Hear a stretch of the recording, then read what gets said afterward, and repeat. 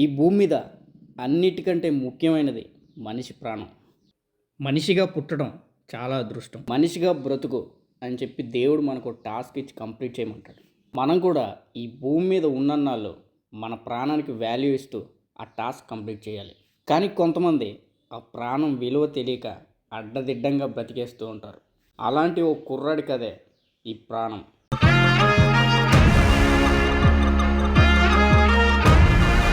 ఈ కుర్రాడి పేరు విజయ్. ఆ పేరులో ఉన్న విజయాన్ని జీవితంలో ఒక్కసారే చూశాడు. ఆ ఒక్క విజయమే విజయ్ జీవితాన్ని తారుమారు చేసేసింది. విజయ్ డిగ్రీ చదివే రోజులు అవి. ఫస్ట్ ఇయర్ పాస్ అవగానే ఫోన్ కొనిస్తానని వాళ్ళ నాన్న మాటిచ్చారు. విజయ్ కష్టపడి చదివి ఫస్ట్ ఇయర్ పాస్ అయ్యాడు. అనుకున్నట్టుగానే వాళ్ళ నాన్న ఫోన్ కొనిచ్చారు. ఫోన్ చేతికి రాగానే మనం చేసే first and worst thing social media apps అన్నీ ఇన్స్టాల్ చేయడం. మనోడు లేట్ చేయకుండా అదే చేశాడు. సోషల్ మీడియాకి సంబంధించిన Instagram, WhatsApp, Telegram, Twitter apps అన్నీ ఇన్స్టాల్ చేసుకున్నాడు. ఒకరోజు ఇన్స్టాగ్రామ్ చూస్తూ ఒక వీడియో చూశాడు. ఆ వీడియో బెట్టింగ్ రిలేటెడ్ అనమాట. ఇన్స్టాలో ప్రొవైడ్ చేసిన లింక్ ద్వారా టెలిగ్రామ్ అండ్ వాట్సాప్ గ్రూప్లో జాయిన్ అయ్యాడు. జాయిన్ అయ్యి గ్రూప్లో ఉన్న మెసేజెస్ అన్నీ చూశాడు. మెసేజెస్ అన్నీ చూశాక విజయ్కి అర్థమైంది ఒకటే: బెట్టింగ్ వేయొచ్చు, అందులో నుంచి డబ్బులు సంపాదించవచ్చు. తన దగ్గర ఉన్న 1000 రూపీస్తో ఒక టీం మీద బెట్టేశాడు. ఆ టీం విన్ అయింది. విజయ్కి 3000 వచ్చాయి. ఇంకా ఫుల్ హ్యాపీ ఫీల్ అయ్యి అదే పనిగా పెట్టుకొని డైలీ బెట్టింగ్ ఆడుతూ బెట్టింగ్కి ఫుల్ అడిక్ట్ అయిపోయాడు అనమాట. ఒకరోజు విజయ్ ఒక కొత్త గ్రూప్లో జాయిన్ అయ్యాడు. ఆ గ్రూప్లో జాయిన్ అయ్యి 2 lakhs వరకు గెలుచుకున్నాడు.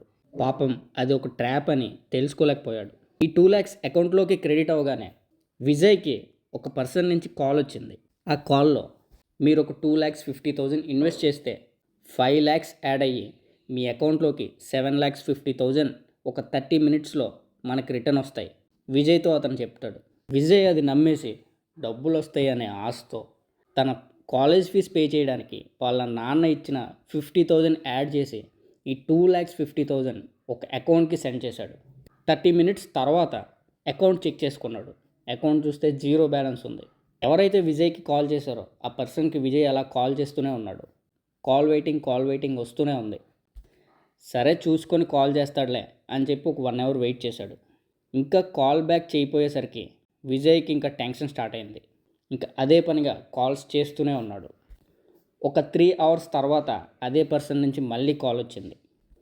అతను కాల్ చేసి, బ్రో ఒక 50,000 లెస్ అయింది, ఆ 50,000 యాడ్ చేస్తే మనకు టోటల్గా 10 lakhs వేస్తారు అని చెప్పి ఫోన్ కట్ చేసేసాడు. విజయ్ ఆ 2,50,000 గురించి ఆలోచించకుండా ఈ 50,000 ఎలా సెట్ చేయాలో ఆలోచించడం స్టార్ట్ చేశాడు. వీళ్ళని వాళ్ళని అడిగి ఒక 30,000 సెట్ చేసుకున్నాడు. ఇంకో 20,000 ఎలా సెట్ చేయాలో తెలియక లోన్ యాప్స్ ద్వారా ఆ 20,000 తీసుకున్నాడు. మొత్తం 50,000 అరేంజ్ చేసుకొని మళ్ళీ ఆ పర్సన్కి ఆ అమౌంట్ పంపించేశాడు. 10 minutes తర్వాత కాల్ బ్యాక్ చేస్తాడేమో అని చెప్పి మళ్ళీ వెయిట్ చేశాడు. కాల్ రాపోయేసరికి మళ్ళీ రిటర్న్ కాల్ చేశాడు. ఈసారి కాల్ వెయిటింగ్ రాలేదు, స్విచ్ ఆఫ్ వచ్చింది. విజయ్కి ఫుల్ టెన్షన్ మొదలైంది. 10 lakhs వద్దు, కానీ కనీసం నేను ఇచ్చిన ఆ 3 lakhs రిటర్న్ ఇచ్చేస్తే చాలు అని చెప్పి మెసేజెస్ పెట్టడం స్టార్ట్ చేశాడు. రిప్లైస్ రాకపోయేసరికి నా ఫీజు అమౌంట్ 50K అయినా ఇవ్వు బ్రో అని చెప్పి మళ్ళీ మెసేజెస్ పెట్టాడు. వాళ్ళ సైడ్ నుంచి ఎలాంటి రిప్లై రాలేదు. 2 days తర్వాత కాలేజ్ నుంచి విజయ్ వాళ్ళ నాన్నకి కాల్ వెళ్తుంది, మీ అబ్బాయి ఫీజు పే చేయలేదు అని. వెంటనే విజయ్కి ఒక కాల్ వస్తుంది. నాన్న దగ్గర నుంచి అనుకున్నారేమో, కాదు, పోలీస్ స్టేషన్ నుంచి. ఆ టెలిగ్రామ్ గ్రూప్లో ఉన్న వాళ్ళందరినీ స్టేషన్కి తీసుకెళ్ళి ఫుల్గా కొడతారు. విజయ్కి వాళ్ళ నాన్న కాల్ ట్రై చేస్తూ ఉంటాడు. ఎన్నిసార్లు చేస్తున్నా కాల్ లిఫ్ట్ చేయడు, ఎందుకంటే మనోడు స్టేషన్లో ఉన్నాడు కాబట్టి. ఇంకా విజయ్ వాళ్ళ నాన్న కాలేజ్కి కాల్ చేస్తాడు. కాలేజ్లో ఉన్న కొంతమంది స్టూడెంట్స్ ద్వారా విజయ్ స్టేషన్లో ఉన్నాడని చెప్పి వాళ్ళ నాన్న తెలుసుకుంటాడు. తెలుసుకుని స్టేషన్కి వెళ్తాడు. స్టేషన్లో వీళ్ళ కాళ్ళు వాళ్ళ కాళ్ళు పట్టుకొని విజయ్ని స్టేషన్ నుంచి బయటికి విడిపిస్తాడు. ఇదంతా జరిగిన తర్వాత విజయ్ వాళ్ళ నాన్న ఒక ప్లేస్లో కూర్చుంటారు. విజయ్ వాళ్ళ నాన్నతో జరిగిన విషయాలన్నీ చెప్తాడు. ఇదంతా విన్న తర్వాత వాళ్ళ నాన్న, ఏం పర్వాలేదు, ఏం టెన్షన్ పడకు, ఒక 2 daysలో నేను ఫీజు అమౌంట్ సెట్ చేస్తాను, ఫీజు కట్టేసాయి, ఇక వీటి జోలికి వెళ్ళొద్దు అని చెప్పి విజయ్ని హాస్టల్లో డ్రాప్ చేసి వాళ్ళ నాన్న తిరిగి ఇంటికి వెళ్ళిపోతాడు. ఇదంతా ఇలా ఉండగా విజయ్ తన ఫ్రెండ్స్ దగ్గర తీసుకున్న 30,000 తిరిగి ఎలా ఇవ్వాలా అని ఆలోచించడం స్టార్ట్ చేశాడు. ఒక 2 డేస్ తర్వాత మళ్ళీ వాళ్ళ నాన్న ఫీజు అమౌంట్ వేస్తాడు. ఈ 50,000లో ఒక 10,000 పెట్టి పోగొట్టుకున్న అమౌంట్ అంతా మళ్ళీ తిరిగి తెచ్చుకుందాం అని చెప్పి మళ్ళీ బెట్టింగ్ స్టార్ట్ చేస్తాడు. అలా ఆ 10,000తో మొదలయ్యి మళ్ళీ 50,000 పోగొట్టుకుంటాడు.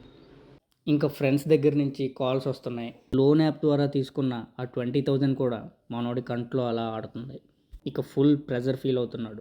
ఇంకా ఏం చేయాలో తెలియక ఒక పెన్ను పేపర్ తీసుకొని మనోడు చేసిన చెత్త అంతా ఆ లెటర్లో రాసి ఆ లెటర్ ఫోటో తీసి ప్రతి వాట్సాప్ గ్రూప్లో షేర్ చేశాడు. నాలా ఇలా బెట్టింగ్ ట్రాప్లో ఇంకెవరూ పడొద్దు అని చెప్పి సూసైడ్ చేసుకొని చనిపోయాడు. విజయ్ చావు నుంచి మనం తెలుసుకోవాల్సింది ఏంటంటే ఆశ ఉండాలి, అత్యాశ ఉండకూడదు. ఉన్నదాంతో సరిపెట్టుకొని లేని దానికోసం ఆలోచించకూడదు. లోన్ యాప్స్లో అమౌంట్ తీసుకోవద్దు. బెట్టింగ్కి అడిక్ట్ అవ్వద్దు. మీరు అప్పులు చేసి సూసైడ్ చేసుకొని చనిపోయి పైన ప్రశాంతంగా ఉంటారు. కానీ మీరు చేసిన అప్పుల వల్ల మీ ఫ్యామిలీ అది తీర్చలేక మిమ్మల్ని తలుచుకుంటూ బాధపడుతూ జీవితాంతం కుమిలిపోతూ ఉంటారు. గుర్తుపెట్టుకోండి. Thank you.